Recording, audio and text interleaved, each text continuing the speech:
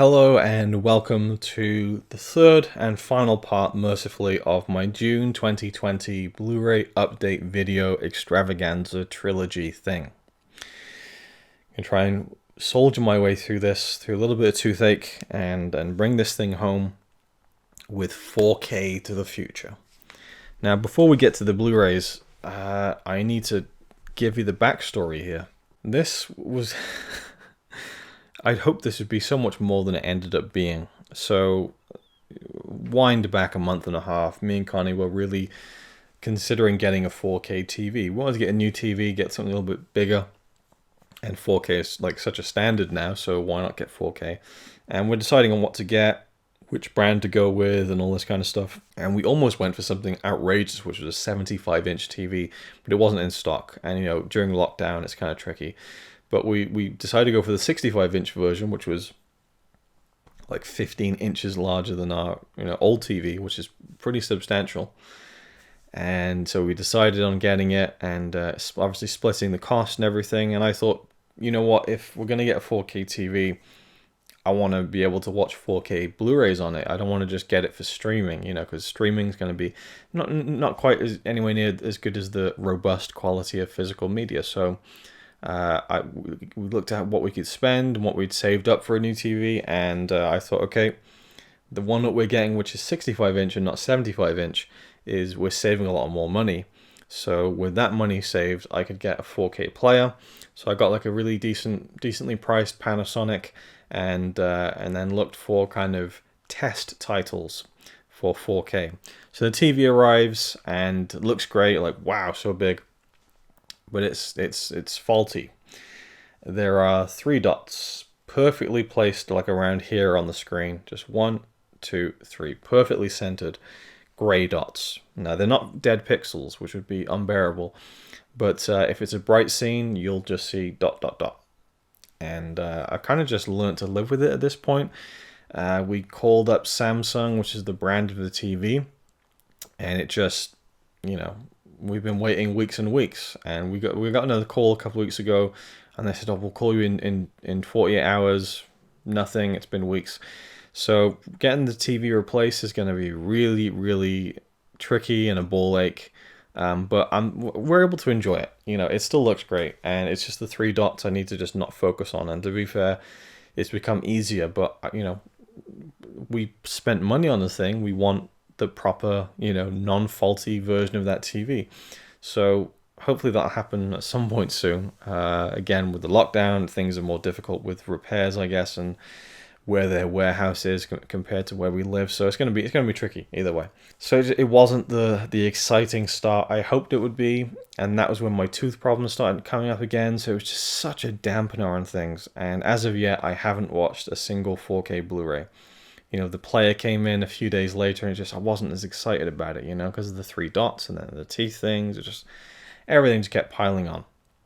And then there's the HDR thing, because the TV we got is an LED, and we've been told that OLED is the way to go, but it's just so far out of our price range. It really is. We can't afford that kind of stuff. So an OLED just wasn't a part of the equation. So with LED, I don't know if that makes a difference, but HDR just makes everything look so fucking dark. I can't tell what's going on. Spent days twiddling with the settings. It just crushes everything. And there was one scene of a film that I bought on 4K, and there's a tree in the background, and it's just this dark blob. And so I put the Blu-ray in, like the regular Blu-ray, and it's like, oh, that's a green tree, and you can see all the details of the leaves and the folds and everything. In the 4K, it's just washed out black, just so like saturated. And I know the HDR is like deeper blacks, brighter brights, but it just makes everything look so fucking dark. So thankfully there is a setting on the Panasonic player to turn HDR off, and everything looks a lot better. But unfortunately with Netflix, if something's in HDR, watching it through the TV app, it's going to look almost unwatchable. So that's kind of annoying. Have to go through different apps and all that kind of stuff. So it's just a shame. I don't know what the HDR thing is, but anyway, it's the added resolution. I was worried about, am I going to really see a difference in the 4K here? It's certainly not something I was like, oh my god, this is going to be like a whole other world compared to Blu-ray, but I was hoping it'd be at least noticeable. The first thing we watched was Wall-E in 4K through Disney Plus. Again, streaming, but you know, some of it you could really tell. And the thing that sold me was Moana. We watched a little scene from that where she's got like sand in her face and hair, and she's like shaking it out, and just the level of detail was stunning. Like it really looked great. And I haven't watched any of these Blu-rays that I bought, but I have gone through most of them, like, and kind of looked at different scenes to see how it looks, and then compared it, like done like spot tests, put the Blu-ray in the PS4, the 4K in the player, and checking like the same scene but from both perspectives, and you can really tell the difference in resolution. I've been looking at a lot of things online, like just regular Blu-ray to 4K tests, like you can slide a bar across and see the difference in quality. And obviously a lot of it is to do with encoding and color grading and stuff like that. It all depends on that really. But in a lot of cases you can really see a great difference. Now, it's certainly not something I'm going to be like diving into now where it's like 4K everything. I'm really not that. I've watched regular Blu-rays now on the new TV, and they look great, thankfully. I was thinking, is this going to ruin 4K? Because the one thing that really struck me was Groundhog Day, which I haven't bought, but it's on Netflix in 4K, which is like, really? Groundhog Day is in 4K on Netflix? It's such a random thing, but it's one of my favorite films. So I put it on, and I was like, wow, you can really see the grain on this. This really looks great. Then I watched like something else that was like just normal HD, and it just didn't look as crisp. I thought, oh god, this ruined things for me. But that was streaming, so that was kind of different. Anyway, so I picked up 7 4K titles. This is my starter pack. It was a selection of titles that were all in various offers, except for one, which I had to get immediately. But 6 of them were in offer. I think it was like 2 for 30, and then 2 for 20. It's like £10 each, £15 each. I have a few other 4K Blu-rays in my collection that have kind of tagged along for the ride. So at some point I might do like my full 4K collection, which is probably like 15, 16 films or something. But as it stands, I bought 7 or 8. There's a special edition for number 8. But there was these are the 7 initial kind of let's see what this thing can do. And I haven't watched any of them in full yet, but I will, you know, once I feel a bit better, I think, and I can relax more. Anyway, and if you're unaware, I'm going through some teeth problems. That's why things are a little shit right now for me. I want to feel like I keep bringing it up, like to be like, oh, poor me. But you know, you might be watching this video completely independently of anything else I've done. So, you know, that's kind of why I feel like I need to wait until I feel a little bit better to fully enjoy these. But I flipped through some of them, and I'm very happy with the results and look forward to watching them in full. So the first one is The Bridge on the River Kwai. This one I bought because I wanted to see what a classic film from like the 50s would look like in this format. And I did do a spot check with the regular Blu-ray, and it doesn't seem like a huge leap, but there's definitely, the colors look a little bit different. And there's definitely like, obviously there is an enhanced resolution. But this is the one that I saw the least dramatic jump in, I should say. But I know that older films are absolutely going to benefit from 4K if they're done properly. But you know, this is a fantastic film. Haven't seen it in many, many years, and I need to watch it again for the book. So I thought, what better way to do that than in 4K eventually? And these all have the regular Blu-ray with them. Even the exact same disc I have in my other disc of this. But yeah, Bridge on the River, quite a phenomenal film. Alec Guinness, you know, and actually I've seen all of these, so this is like a reverse Luke Blu-ray update where I've actually seen everything I bought. But yeah, Bridge on the River Kwai, phenomenal film, and I do look forward very much to watching that on 4K eventually. This one is just one of my favorite films, and I should say that my criteria for buying 4K films is not going to be like everything that comes out. I want to get something in 4K if it's visually stunning and I enjoy it. It's a film I enjoy that's visually stunning. Or if it's like an absolute favorite, you know, like a classic film, something like that. Otherwise, I don't really want to just say, oh, like, think of an example. What can I think of that's like new? Okay, like, say, I don't know. Something like, I can't think of a good example of something recent. You know, Yeah, I know it's tricky. Just there's certain. I mean, obviously, in an ideal world, there would be no prices on these things, and I'd get 4K everything. But looking at it, like £25 when a film first comes out ain't happening. Just isn't happening, unless it's something that I absolutely love more than anything. Okay, so the Star Wars films. I'm happy with the Blu-rays. Uh, I'd like to kind of pick up some of them on 4K, but like £190 for that box set just isn't going to happen. So yeah, I'm trying to think of this. There should be a good example that's coming that should be coming to me. Okay, the Marvel movies. They are visually stunning and everything, but I'm not that fussed, you know. So I don't know. It's tricky. It really is tricky. I'm trying to think of some more examples, but I can't. Anyway, so this is a film that isn't visually stunning, but it's one of my favorite films. And I was so happy that it was released in 4K, and it is The Karate Kid. So this looks really good with the enhanced rate. It looks a lot better than the old Blu-ray for sure. And this was the film that there's a tree in the background that just looked like black, So I turned the HDR off, and there we go. It's a tree with green leaves and everything. So if anyone has any kind of comments on that, feel free. I know nothing about this sort of stuff, and I really have gone through every piece of tinkering I can with with the new TV. I've gone through every setting. It's really limited. There aren't as many settings as our old TV, which is kind of a shame. Anyway, The Karate Kid. There's actually a new special feature on here which I watched, which was really good, but it's very short. The menu is really difficult to load. Like, it's really beautiful menu, but you go to the next thing and it just like it's like crumbling under its own pressure. I don't know if it's just my player or not, but the menu on this was weird.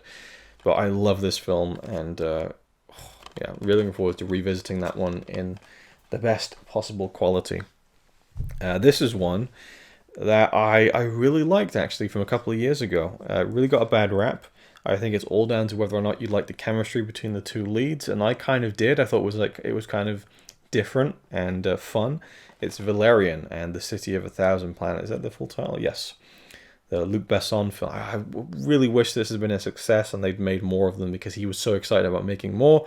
Love the world and the visuals, so this is one I'm really amped up about getting to and watching in 4K.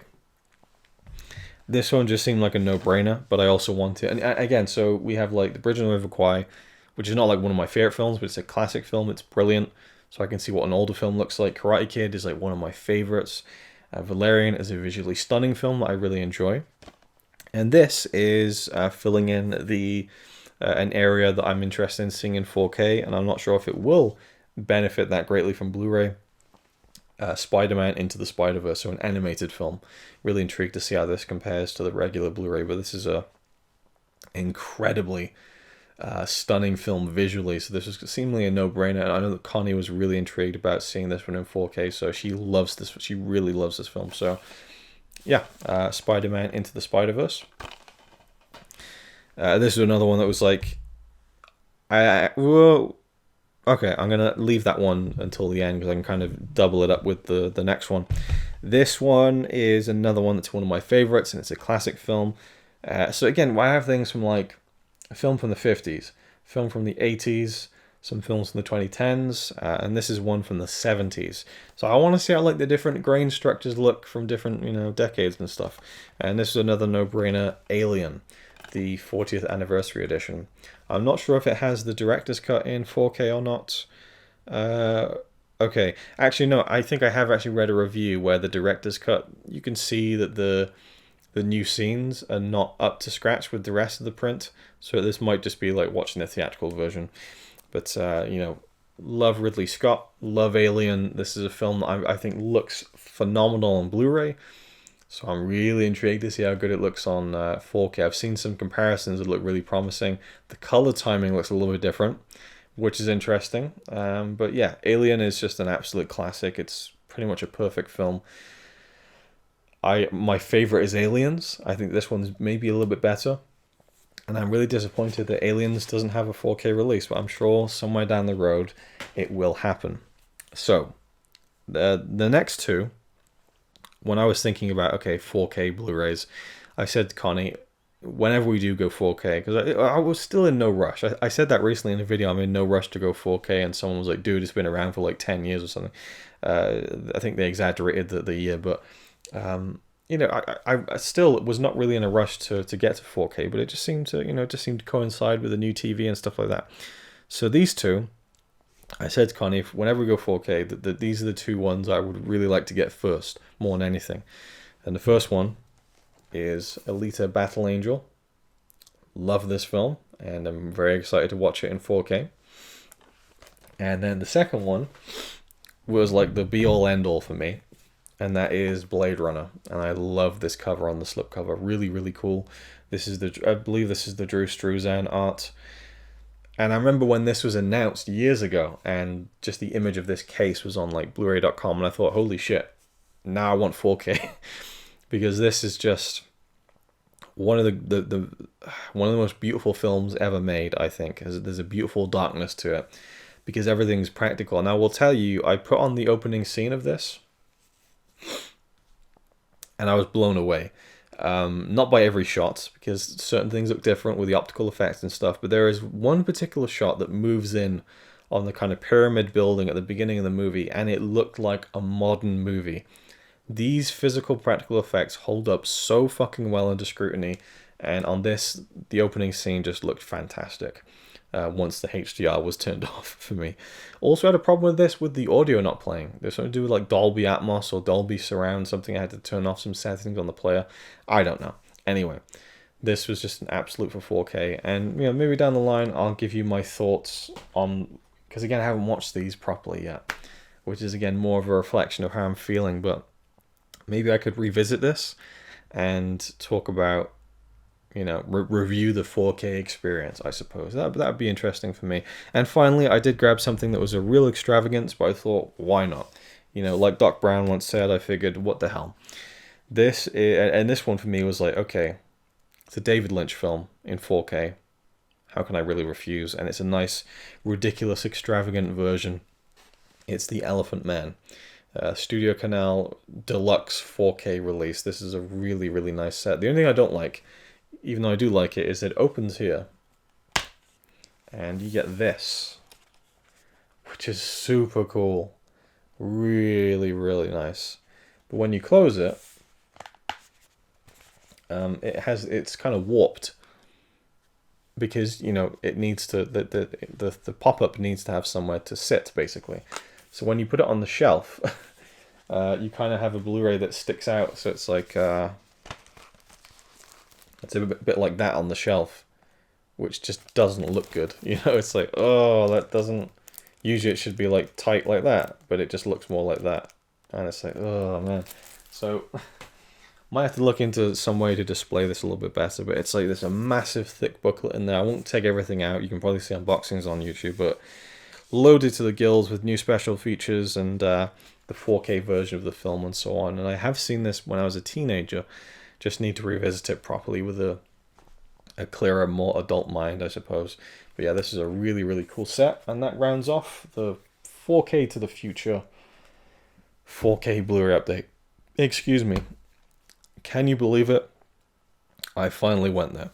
And I look forward to, you know, trickling my way into the 4K stuff, and when I feel better, maybe that's a nice thing to kind of look forward to once I get my teeth sorted, you know, just to relax and kind of, I probably will watch some of them soon, to be honest, but you know, I'm in no rush either, because it's just you know, it's a stressful time for me. What can I say? And I'm sorry that my teeth woes have seeped into all three of these Blu-ray updates, but I felt like I needed to mention them. I don't know, just trying to be a bit more open and transparent. Anyway, so that's it.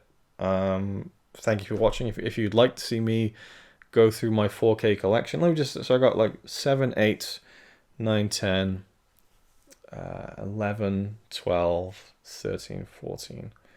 So I have 14 4K Blu-rays. So I have 8 that I bought specifically, and 6 that I already had through different means and reasons. So I could do that. I could do a 4K collection. We'll see. Anyway, so that's it. Thank you for watching. Hope you enjoyed, and I'll see you mercifully in the next video.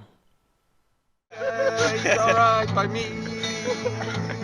Apart from the fact he throws cans of Carlin into a tree. Yeah, he's really cool. Yeah, he's really cool.